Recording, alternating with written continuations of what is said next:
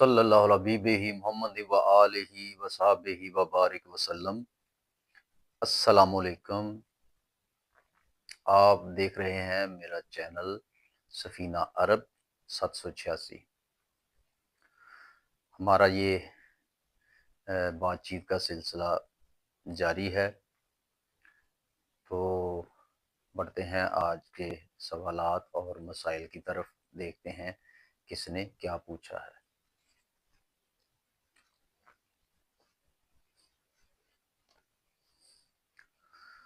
رزاق سانگڑ: جب کسی کو راز کی بات بتاتا ہوں تو لوگ بحث شروع کر دیتے ہیں اور جھگڑے تک بھی نوبت آ جاتی ہے، ایسے میں کیا کرنا چاہیے؟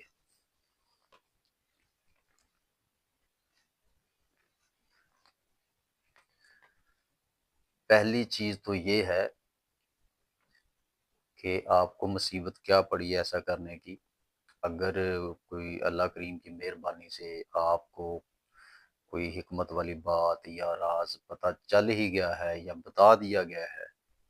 تو آپ اس کو عام کیوں کرنا چاہ رہے ہیں؟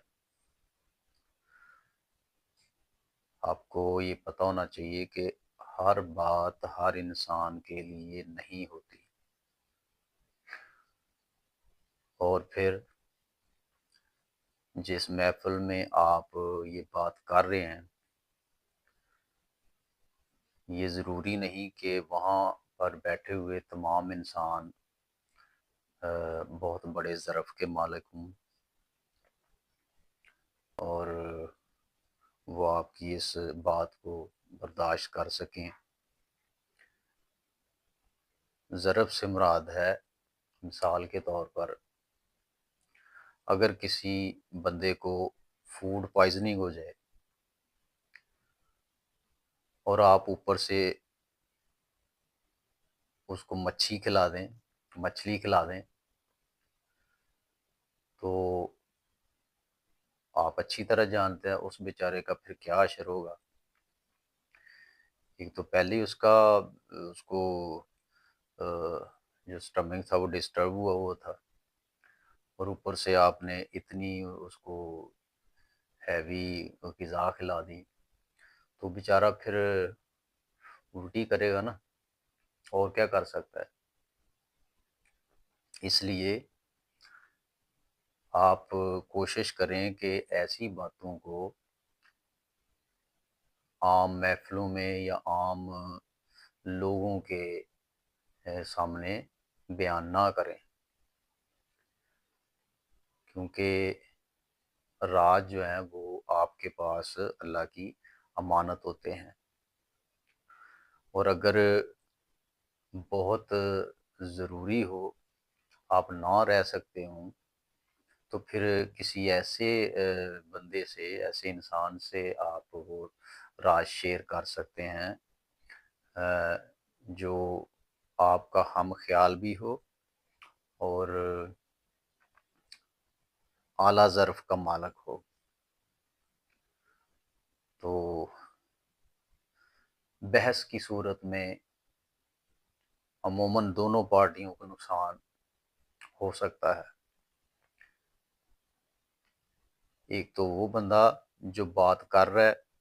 وہ تو حق پر ہے، اور آگے سے جو بحث کر رہا ہے وہ ظاہر اس کی جہالت ہے، اس کا نقصان اگر ہوتا ہے تو جہالت کی وجہ سے، بے ادبی کی وجہ سے ہوگا، کیونکہ وہ ایک سچی بات پہ بحث کر رہا ہے۔ اور اگر بتانے والے کا نقصان ہوا تو وہ اس وجہ سے ہوگا کہ اس نے یہ دیکھا ہی نہیں کہ وہ کس سے بات کر رہا ہے۔ تو یہ دونوں ہی صورتیں جو ہیں وہ خطرناک ہیں، تو کوشش کیا کریں کہ ایسی باتیں باہر جا کر لوگوں کے ساتھ یا کسی ایسی محفل میں جہاں آپ کو ادراک نہ ہو کہ کیسے لوگ ہیں، ان کی برداشت کتنی، ان کا ظرف کیسا ہے، تو وہاں پر ایسی باتیں نہ کیا کریں۔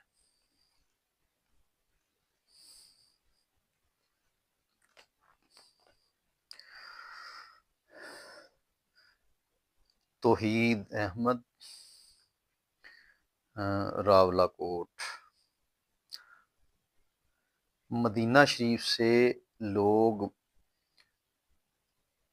مولا حسین علیہ السلام کے ساتھ کیوں نہ گئے، اور پھر جنگ میں ان کی مدد کیوں نہ کی؟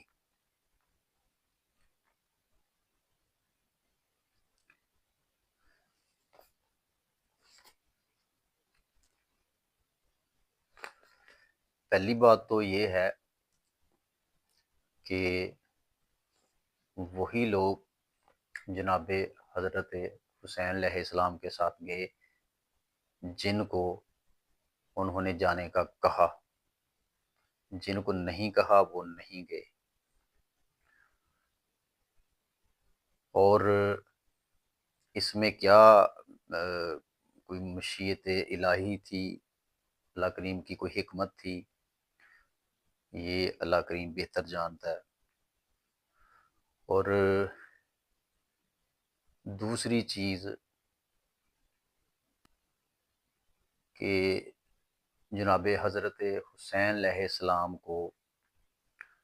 وہاں پر پیش آنے والے حالات و واقعات کا ادراک ہوگا، لیکن جو دوسرے لوگ تھے ان میں سے شاید کسی کو بھی اس بات کی خبر نہ تھی کہ وہاں پر یعنی کربلا میں کوئی اس طرح کا واقعہ پیش آ جائے گا، کیونکہ وہ یہی سمجھ رہے تھے کہ کوفہ والوں نے جناب حضرت حسین علیہ السلام کو خط لکھ کر بلایا ہے، اور سب کو پتہ تھا کہ جناب حضرت حسین علیہ السلام وہاں پر لوگوں سے بیعت لینے جا رہے ہیں۔ کسی کو اس بات کی خبر نہیں تھی کہ وہاں جا کر حالات کس قدر پیچیدہ ہو جائیں گے یا کیا رخ اختیار کریں گے، اس لیے کسی نے ان کے ساتھ جانے کی ضد نہیں کی۔ اب دوسری بات کہ وہاں جب جنگ شروع ہوئی تو پھر مدد کو کیوں نہ پہنچے، تو یہ بات سمجھ لیجئے کہ جب جنگ شروع تھی یا شروع ہو گئی، اس وقت چونکہ کوئی اس وقت ایسے ذرائع نہیں تھے جو ٹرانسپورٹ کے جو آج کل ہیں، اور جس طرح آج اطلاعات و نشریات کے ذرائع ہیں، یہ بھی اس وقت نہیں تھے۔ تو وہاں پر انسان ہی ایک پیغام لے کر دوسری جگہ پہ جاتے تھے، گھوڑوں پہ، اونٹوں پہ، پیدل، یا پرندوں کے ذریعے بھیجا جاتا تھا، جیسے کہ یہ کبوتر ہے۔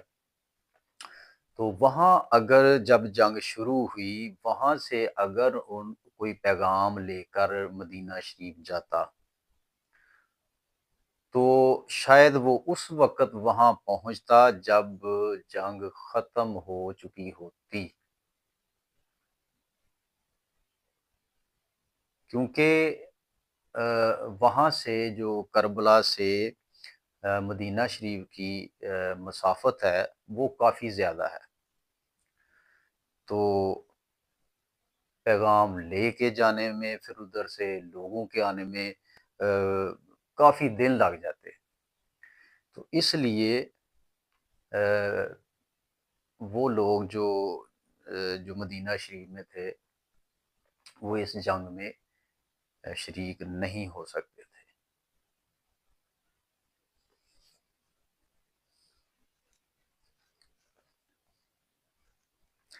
علی حسین کاٹلنگ: معجزہ یا کرامت کے پیچھے بھی کوئی اسباب ہوتے ہیں یا کوئی سائنس ہوتی ہے،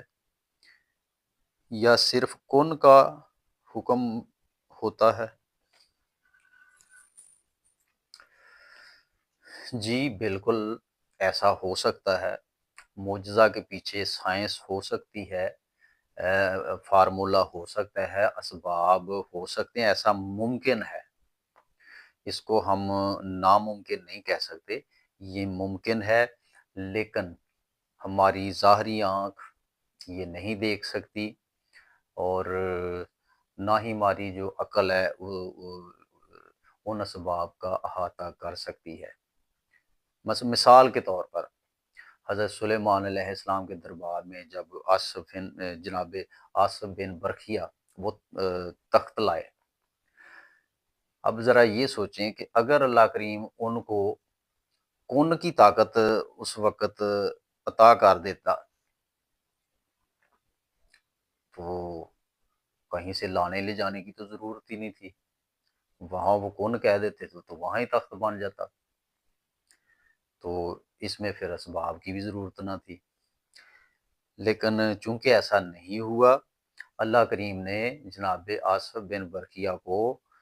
ایک جگہ سے دوسری جگہ تخت لانے کی طاقت دی۔ تو جب ایک جگہ سے چیز دوسری جگہ لائی جاتی ہے تو اس کے پھر پیچھے اسباب ہو سکتے ہیں، لیکن ہم ان کو نہیں دیکھ سکتے، وہ ہمارے لیے ویزیبل نہیں ہے، اور نہ ہی ہماری جو عقل ہے اس کا احاطہ کر سکتی ہے، کیونکہ وہ جو اسباب ہیں وہ لطیف ہیں، ہم صرف زیادہ سے زیادہ کثیف چیزوں کو دیکھ سکتے ہیں۔ تو آپ کا یہ جواب ہے کہ ایسا ممکن ہو سکتا ہے کہ معجزہ کے پیچھے اسباب ہوں، لیکن ہم اس کو دیکھ نہیں سکتے۔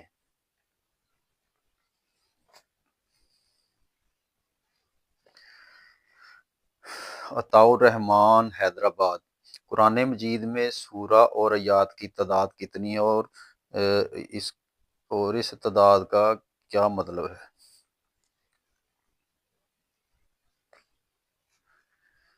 میں پہلے بھی گزارش کر چکا ہوں کہ اس طرح کے سوال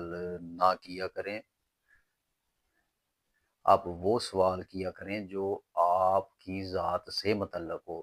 جو آپ کے لیے پریشانی کا باعث ہو، آپ کے سفر میں رکاوٹ بن رہا ہو۔ یہ تو آپ کسی بھی وہ دینی مدرسہ چلے جائیں، وہاں کوئی اسٹوڈنٹ بھی جو ہے وہ آپ کو بتا دے گا۔ اگر وہاں نہیں پتہ چلتا تو آپ گوگل پہ جا کے سرچ کر لیں، فوراً آپ کو سارا کچھ پتہ چل جائے گا، آیات کتنی ہیں، سورہ کتنی ہیں، بہت ساری چیزیں، ہر چیز وہ آ جائے گی۔ مجھ سے پوچھنے والی تو اس میں بات ہی کوئی نہیں۔ اور دوسرا یہ ہے کہ ہمارے پروگرام کا جو فارمیٹ ہے وہ اس طرح کا نہیں ہے، یہاں صرف وہ چیزیں ڈسکس کی جاتی ہیں جو آپ کی ذات کے متعلق ہیں، جو آپ کو پریشان کر رہی ہیں۔ تو بہرحال سورہ جو ہے وہ تو 114 ہیں، اور جو آیات ہیں وہ ہیں 6666۔ تو جہاں تک آپ نے کہا کہ ان کا مطلب، تو آپ ہر بات میں مطلب کیوں تلاش کرنا چاہتے ہیں؟ جتنا اللہ کریم نے بتایا ہے اتنے بس اس پر عمل کرتے جائیں، اتنی آپ کیوں ٹول لگاتے ہیں کہ اس کا مطلب کیا ہے، اس کا مطلب کیا ہے؟ وہ جانے، اس کا کام جانے، اور پیسے بھی وہ آپ کو کیوں بتائے، کیا وجہ ہے؟ ہر بات ہر انسان کے لیے نہیں،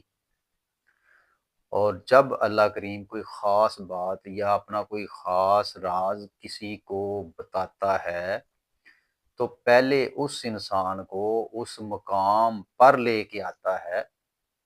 جہاں پھر وہ راز سنتا ہے، سمجھتا ہے اور برداشت کر لیتا ہے۔ اب 5ویں کلاس کے جو بچہ ہے اس کو آپ بی اے کی بک پڑھانا شروع کر دیں تو یہ ایسا ہوتا نہیں۔ ہاں جب وہ اس مقام پہ آئے گا تو پھر وہ جو کورس ہے پھر اس کو وہ نصاب پڑھایا جائے گا۔ تو ایسے یہ تانک چھانک جو ہے یہ نہ کیا کریں، بس جو بتایا وہ کرتے جائیں، جو جس کا منع فرمایا اسے منع ہو جائیں، اس میں کیا ایسی بات ہے۔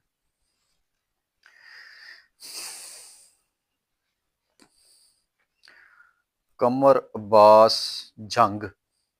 حضرت عمر رضی اللہ تعالیٰ عنہ کو سرکار نے اپنے آخری وقت میں کلم بات لانے کا کہا، اس کے متعلق وضاحت کریں۔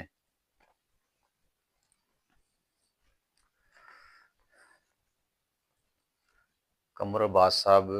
ایسے سوالات نہ کیا کریں، یہ متنازع قسم کے جو سوالات ہیں، اس سوال کا جو شمار بھی ان میں ہوتا ہے۔ میں یہاں لوگوں کو قریب لانے کی کوشش کرتا ہوں، اور آپ ایسے سوال کر کے پھر وہ دوریاں پیدا کرنے کی کوشش کرتے ہیں۔ قوم تو پہلے ہی انتشار کا شکار ہے، فرقوں میں بٹی ہوئی ہے، ذات پات میں تقسیم ہو چکی ہے، اور مختلف طبقوں میں بٹی ہوئی ہے، تو اب مزید اس کو کتنا ہم تقسیم کریں گے۔ تو خیر، ابھی آپ نے جو سوال پوچھا ہے، میں تھوڑی سی گزارش کروں گا، آپ پتہ نہیں میرے ساتھ اختلاف کریں گے یا اتفاق، یہ تو آپ بہتر سمجھتے ہیں۔ بہرحال میں اکثر کہتا ہوں کہ میرے ساتھ اختلاف آپ کر سکتے ہیں، کیونکہ میری کوئی رائے حتمی نہیں ہے۔ آپ اگر چاہیں، آپ کو میری بات سمجھ نہیں آتی یا دل میں نہیں اترتی، تو آپ اختلاف کر سکتے ہیں، لیکن میں یہ گزارش کرنا چاہوں گا، حضور سرور کائنات صلی اللہ علیہ وآلہ وسلم فخر موجودات، باعث تخلیق کائنات، رحمت للعالمین، اگر کسی کو کوئی حکم فرمائیں تو یہ کیسے ممکن ہے کہ آگے سے کوئی انکار کرے؟ یہ ذرا سوچنے والی بات ہے، تو آپ بھی اس پر غور کریں، اور اگر بقول آپ کے یا لوگوں کے جو اس بات کو بتاتے ہیں کہ حکم دیا گیا تھا لیکن وہ پورا نہیں کیا، تو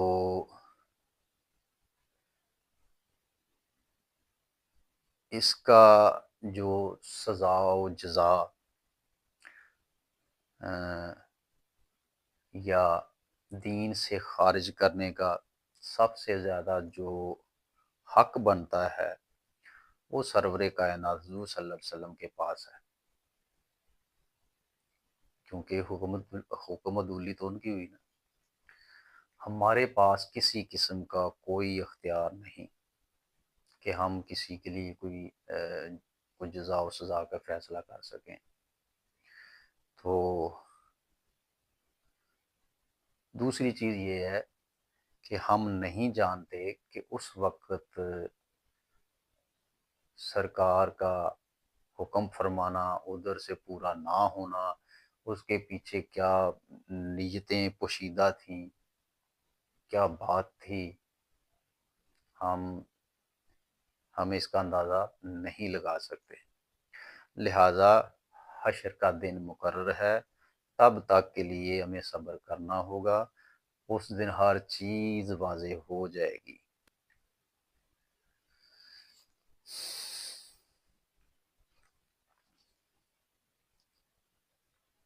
جلیل احمد رائے ونڈ،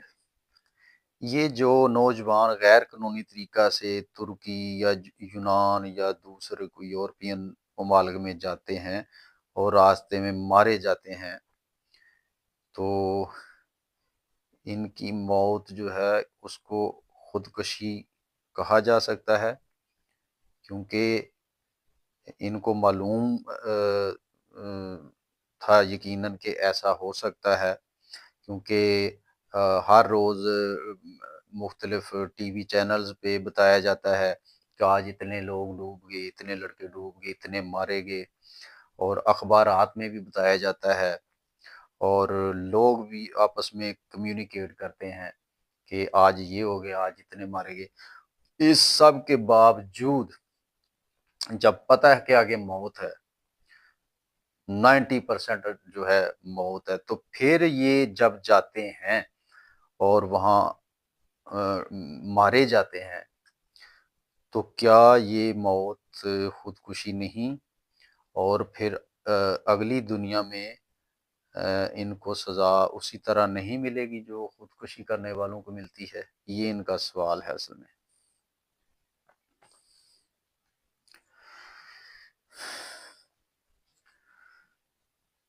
جلیل صاحب، جہاں تک آپ کی بات کا تعلق ہے کہ ان کو پتہ ہے، سارا میڈیا بھی بتا رہا ہے، لوگ بھی بول رہے ہیں، سب کو پتہ ہے کہ یہ خطرناک ہے اور زیادہ چانسز ہیں موت کے، تو پھر جاتے ہیں، تو کیا یہ خودکشی نہیں؟ کسی حد تک آپ اس کو کہہ سکتے ہیں، کیونکہ پتہ ہونے کے باوجود اگر کوئی بندہ ایسا کرتا ہے تو یہ اس کو کہا جا سکتا ہے کہ یہ جان بوجھ کر گئے ہیں، جبکہ ان کو پتہ بھی تھا کہ آگے موت ہے۔ کہہ سکتے ہیں آپ، لیکن آگے جو برزخ میں یا اگلا جو دنیا ہے جہاں پہ وہ گئے، وہاں پر ان کی جو سزا کا معاملہ ہے اس پر خودکشی والا جو قانون ہے وہ لاگو نہیں ہوگا۔ بے شک یہ خودکشی سے ملتی جلدی موت ہے، لیکن وہاں پر جو سزا کا جب پہلو سامنے آئے گا تو وہاں پر خودکشی والا جو قانون ہے وہ ان پر لاگو نہیں ہوگا۔ کہتے ہیں نا کہ جو ادھر سے خودکشی کرے گا پھر ادھر روزانہ ہی اسی طرح مرا کرے گا، ہر روز اسی صورت میں مرے گا جو جس طرح یہاں مرا تھا۔ تو ان پر جو ہے وہ جو قانون ہے یا اللہ کریم کا جو طریقہ کار ہے وہ ان پر یہ لاگو نہیں ہوگا، اس لیے کہ انہوں نے قصدن یعنی ارادتاً خودکشی نہیں کی، کیونکہ ان کا جو ارادہ تھا وہ تھا بیرون ملک جانے کا، کسی بھی طریقے سے پیسہ کمانے کا یا کوئی اپنے خاندان کو سہولیات دینے کا۔ جب وہ گھر سے نکلے تھے تو ان کا ارادہ خودکشی کا نہیں تھا۔